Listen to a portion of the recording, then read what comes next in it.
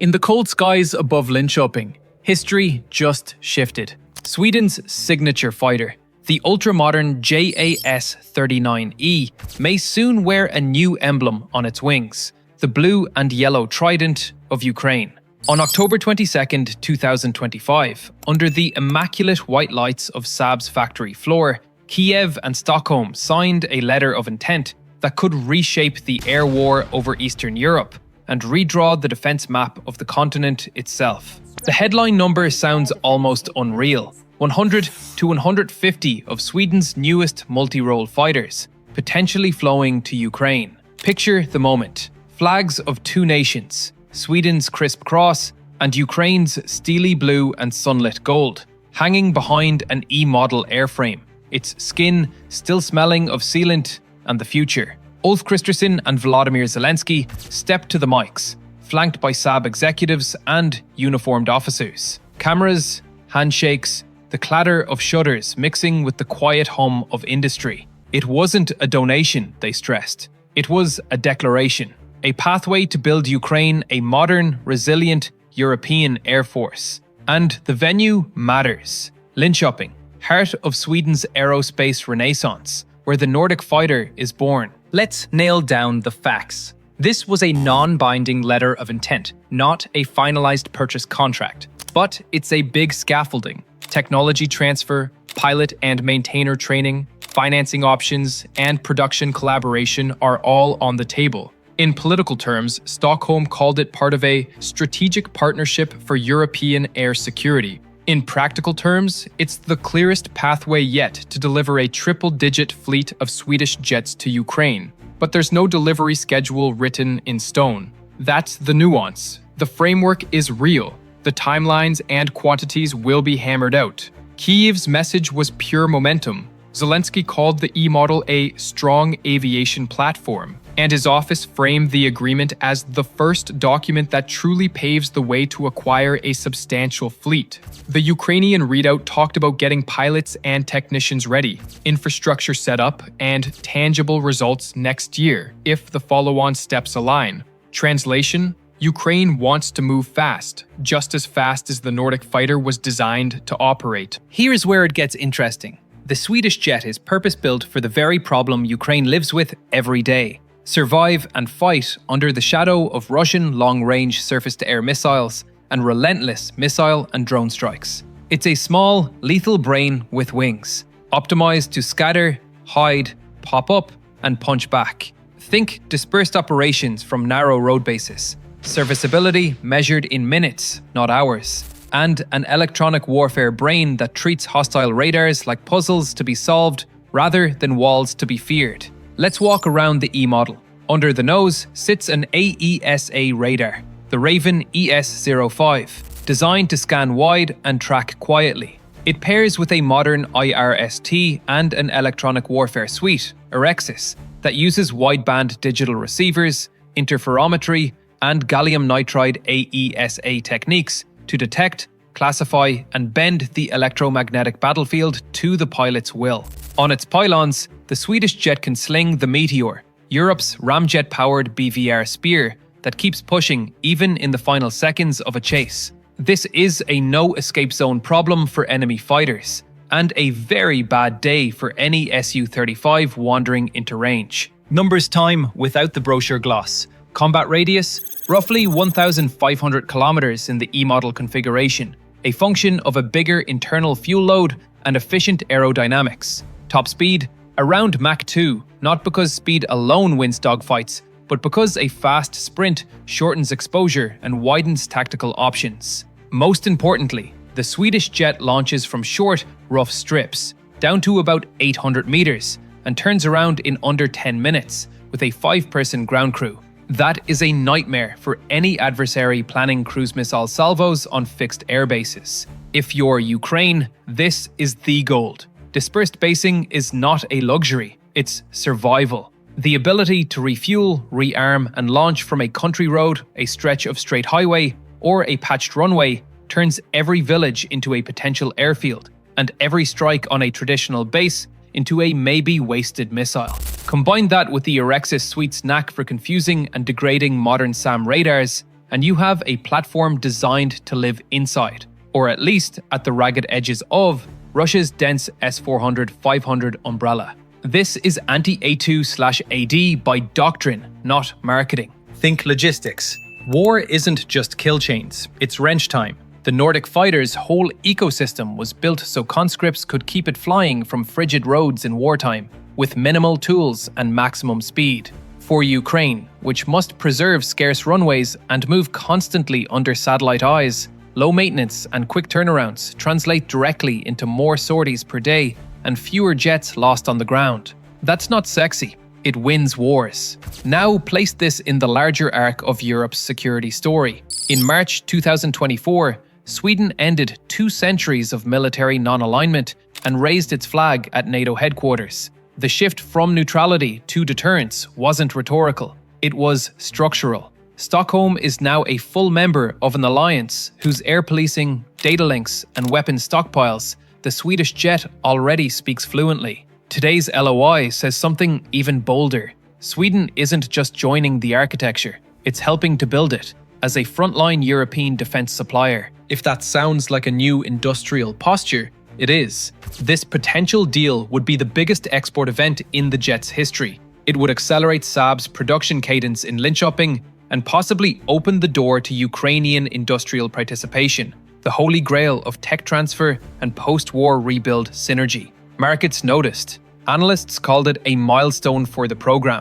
Politicians noticed. They framed it as the backbone of a long-term air power partnership, not a one-off headline. What about the F-16s? Ukraine's first tranche of Western fighters remains the Viper, and rightly so. It's abundant, understood, and lethal with the right weapons. But the Viper is a base-dependent jet with a larger logistics footprint than the Swedish design. Think bigger support trains, longer runway needs, and complex sustainment in a country where fixed equals targeted. The MiG-29s, battle-scarred veterans of the opening years, bring brave pilots and fading avionics. The Swedish fighter isn't meant to replace either. It's meant to fight smart alongside them, to sprint from places the enemy can't pre-aim, and to impose dilemmas in an RF spectrum where Russian air defenses once felt comfortable. If the MiG is a hammer and the Viper a scalpel, Saab's Eagle is the multi-tool you keep on you. Weapon fit matters too.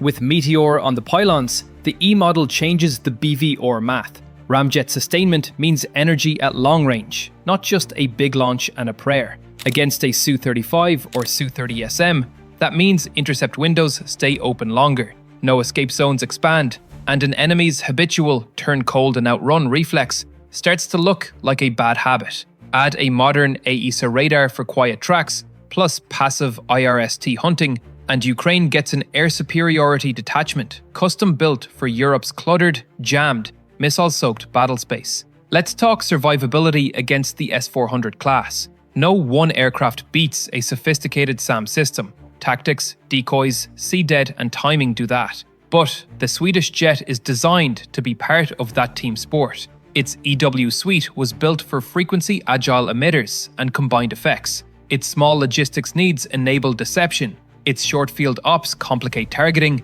and its interoperability plugs into NATO kill webs that fuse sensors and shooters across borders. You don't kick open an A2/AD door. You pick the lock while your friend rings the bell. The E model was built to pick locks. Cost and sustainability. Short version, the Swedish jet is cheaper to operate than 5th gen stealth. The F-35's own program office will tell you they're working hard to drive costs down. Yet, GAO tracks sustainment growth and stubborn availability issues. That doesn't make the F-35 a bad jet. It's unmatched at what it does. But it highlights the niche the Nordic fighter fills for Ukraine. Modern, interoperable, and affordable to fly often. For a country at war, the best fighter is the one you can generate again and again. Here's the broader drumbeat, an air power renaissance across Eastern Europe. F-16s arriving from multiple donors, Eurofighter talk in some capitals, Mirage 2000s joining the mix, and now a possible wall of Swedish E-models built to run from roads, hunting with European missiles, tied to NATO networks. This isn't just about planes. It's about standardizing tactics, training, and tech across allied air forces so a pilot from one country can fight like a native in another's sky. That's what Kiev means when it says a new era of European air power integration. Zoom back to Linköping for a moment. The Swedish Air Force just took its first operational Gripen S days ago, and the industrial machine is warm. The LOI's language is cautious, as lawyers prefer, but the on-the-ground vibe is unmistakable. Sweden is stepping up as a supplier, trainer, and partner, backed by NATO membership and a public that understands the stakes. The Baltic is now a NATO lake. Sweden intends to help keep it that way and extend that confidence to Ukraine's embattled skies. What about timelines, you ask? Officially, no fixed delivery schedule yet, and discussions on financing are very much alive. Unofficially, urgency is the coin of the realm, and both leaders talked about making the framework bite as soon as next year. Pilot pipelines, maintainer courses, and simulator fleets can spool up faster than airframes roll off the line. And that's likely step one. Build the people, then the numbers. It's methodical, not flashy. That's how you grow an air force that lasts. Russia's reaction? Pure theater. With a growl. Kremlin-friendly outlets blasted the announcement as a direct NATO escalation, and the Telegram chorus did its usual rage opera. Channels like Rybar and Fighter Bomber sneering that Sweden is now a proxy combatant. The subtext is familiar. Moscow wants Europeans to fear their own shadow. The reality is simpler. A sovereign European state under attack is drawing strength from a sovereign European defense industry. The only escalation here is competence. Let's be candid about risks. Export approvals touch US components, and European partners' financing must be squared. And Sweden's own air force needs jets too. Training takes time, integration takes testing, and war punishes optimism. But the logic chain is strong.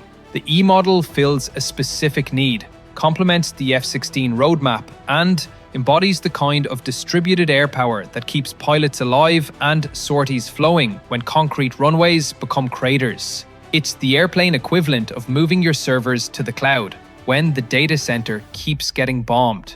Okay, comparison corner. Quick, clean, and a little spicy.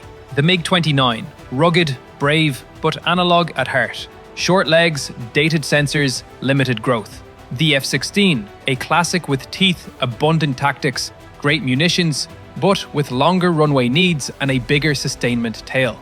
The Swedish jet, newer brain, Meteor reach, a road-based lifestyle, and an EW toolkit you'd take to a casino. If Ukraine wants to fight smart, survive smarter, and keep the enemy guessing, the E model is the jet that makes Russian planners say, "Where did that sortie come from?" and then recheck every highway in Poltava. Let's not forget politics. Sweden joined NATO in 2024 with a promise. Solidarity isn't a speech, it's a supply chain. No one expects Stockholm to field an expeditionary air armada. That's not the point. The point is that Europe can arm Europe with advanced interoperable systems made in Europe while staying knitted to US tech and doctrine. A 100-plus jet industrial partnership with Ukraine is more than a contract. It's a strategic handshake about who secures Europe's sky in the 2030s. Isn't 150 jets too ambitious? Maybe, but ambition is the only currency Moscow understands. The LOI stakes out a range because reality will probably land somewhere inside it. Even 100 E models over a decade would transform Ukraine's air order of battle, especially if phased deliveries ride alongside F-16 integration with shared weapons and tactics. Think of it as building a two-engine air power economy. Vipers for mass and familiarity, Nordic fighters for survivability, EW finesse, and road-based magic. A quick sidebar on money, because accountants win wars too. GAO says F-35 sustainment costs keep pressing upward. The program office counters that cost per flying hour is trending down from earlier high baselines. Both can be true at once. Long-term sustainment is expensive, near-term unit metrics can improve. But either way, a mixed fleet gives Ukraine elasticity. Fly the stealth you have when you must. Fly the agile 4th gen that lives cheap and turns fast every day. The E model was built for every day. And here's the quiet killer feature: NATO data links and European weapons. Plug the Swedish jet into a network where GlobalEye, Patriot, NASAMS and other sensors whisper tracks across borders, and you have a sky that talks. With Meteor as the language of punishment, the E-model becomes both receiver and actor in a wider kill web. When a radar lights in Bryansk, a pilot on a highway in Chernihiv shouldn't need a long briefing, just a green light. If you want a cinematic image to close your eyes on, take this. A cold dawn on a 2-lane Ukrainian road. A crew truck, a fuel bladder, a pallet of missiles. Frost steaming off a grey canard. The pilot climbs up, helmet mirrored with a thin line of gold. 10 minutes later, Saab's Eagle, product of Nordic winters and a culture of make it work, tears down the center line and jumps into the sky. Somewhere hundreds of kilometers away, an enemy radar paints a moving dot and then, inexplicably, loses it. That's not magic, that's design. So we end where we began. Linköping, a factory as a stage, a document as a promise, and an idea as old as strategy itself. The best weapon is the one designed for your battlefield. For Sweden, this is the moment it stopped being just a consumer of European security and started shaping it as a supplier. For Ukraine, it's the moment when European air power stopped being something it borrows and started being something it becomes. One last beat, because this matters. When the first Swedish-built fighter rotates off Ukrainian soil, whether next year or the one after, it won't just be another jet in a crowded sky. It will be the signature of a new Europe, where the line between ally and arsenal has blurred, and where the defense of one is plainly the project of all. In that moment, you won't be able to say where Sweden ends and Ukraine begins. And that's the point. Europe is no longer arming Ukraine. Piece by piece, Europe is becoming Ukraine.